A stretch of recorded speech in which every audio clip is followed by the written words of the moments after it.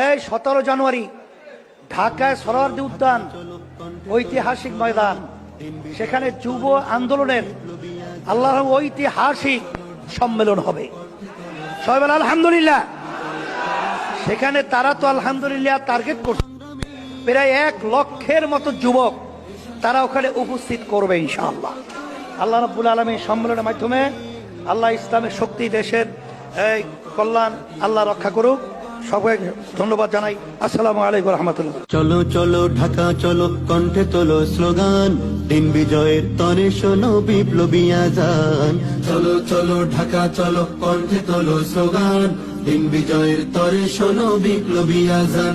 এসো সংগ্রামী ওহে প্রত্যয়ী, এসো সংগ্রামী ওহে প্রত্যয়ী, ধরো কোরস কণ্ঠে গান। সফল করো জাতীয় যুব কনভেনশন, সফল করো জাতীয় যুব কনভেনশন, সফল করো জাতীয় যুব কনভেনশন। আমরা যুবক মুক্ত স্বাধীন বাধা শৃঙ্খল নাই, আমির মোদের বাংলার বীর পীর সাহেব চরমনাই।